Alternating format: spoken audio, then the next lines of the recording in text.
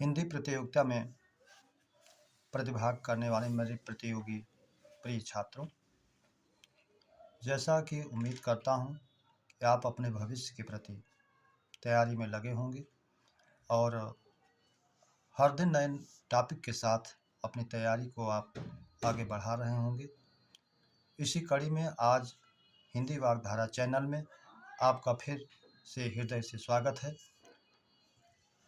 आज हम लोग एक नए टॉपिक समश्रुति भिन्नार्थक शब्द पर चर्चा करेंगे, जो आपकी हर परीक्षाओं के लिए रामबाण साबित होता है।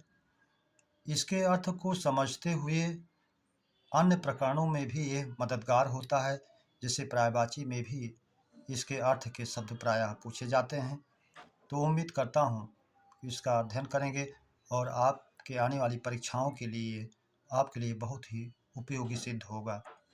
इस उम्मीद और अपेक्षा के साथ आज के समश्रुत भिन्नार्थक शब्द का पहला शब्द जो जोड़े में प्रयुक्त होता है, हमारा पहला शब्द है अविराम, जिसका शाब्दिक अर्थ होता है लगातार। इसी के साथ का दूसरा जोड़ा शब्द है अभिराम, जिसका अर्थ होता है सुंदर। अगला शब्द है अनिल, जिसका अर्थ होता है हवा। इसके बाद का जोड़ी का शब्द है अनल, जिसका अर्थ है अग्नि। अगला शब्द है सकल, जिसका अर्थ है संपूर्ण। अगला शब्द है तालव्य सा वाला सकल, जिसका अर्थ होता है टुकड़ा।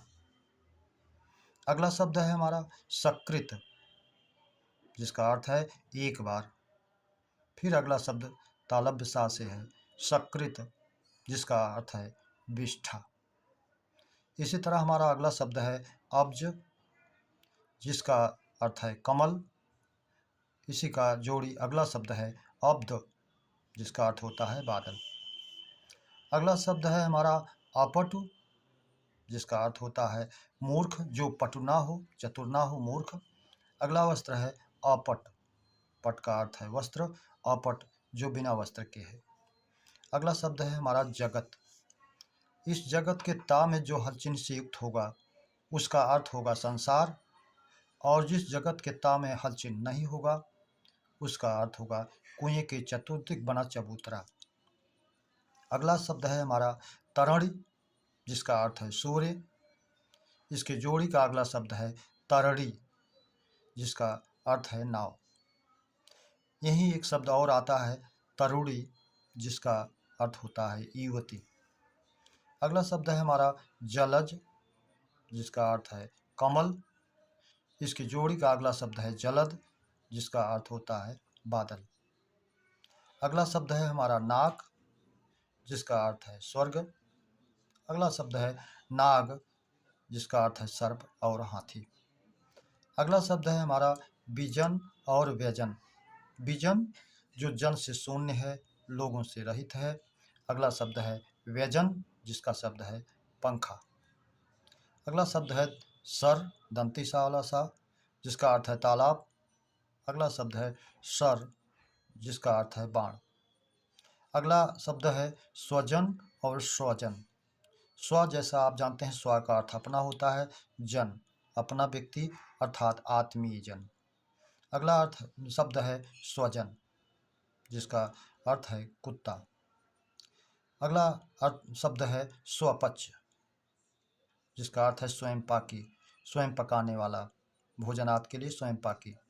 अगला शब्द है स्वपच, जिसका अर्थ है चांडाल। अगला शब्द है हमारा स्तोत्र और स्रोत। प्रायः वर्तनी शुद्धि में स्तोत्र को गलत दे दिया जाता है, तो इसको भी जानते रहें। वर्तनी शुद्धि में भी इसको पूछता है स्तोत्र स्तुति के मंत्र, स्रोत माध्यम या साधन।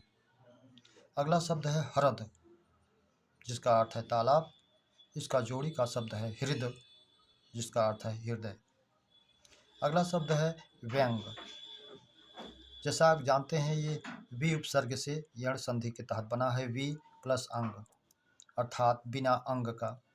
अगला शब्द है व्यंग्य, जिसका अर्थ है ताना या कटाक्ष। अगला शब्द है सर्व, जिसका अर्थ है सब। अगला इसका जोड़ीदार शब्द है सर्व, जिसका अर्थ है शंकर। जैसा कि आप जानते हैं, शिरः सर्वम स्वर्गात गंगा जी के लिए कहा गया है, वही सर्व यहाँ शंकर जी के लिए है। अगला शब्द है हमारा शुकर, जिसका अर्थ है सरलता से होने वाला कोई कार्य आदि। अगला शब्द है सूकर, जिसका अर्थ है सुअर। अगला शब्द है सागर, जिसका अर्थ है समुद्र। यही शब्द अगला सागर है, जिसका अर्थ होता है सुराही। अगला शब्द है हमारा नीर, जिसका अर्थ है पानी। इसी का जोड़ी का अगला शब्द है नीड़, जिसका अर्थ है घोंसला। अगला शब्द है हमारा चास, दंती सा वाला सा, चास, जिसका अर्थ है खेती। अगला शब्द है हमारा मूर्धन्य सा, चास, जिसका अर्थ है नीलकंठ।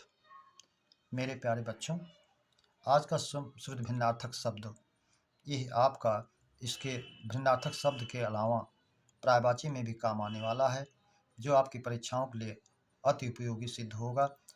आज ये पहला पार्ट समशुद्ध भिन्नार्थक शब्द का आपके समक्ष अपनी वाणी को विराम देते हुए आपसे उम्मीद करता हूँ, यदि ये समशुद्ध भिन्नार्थक शब्द आपको अच्छे लगे हों, चैनल को सब्सक्राइब और लाइक करना ना भूलें। यही चैनल के प्रति आपका प्यार होगा। जय हिंद, जय भारत।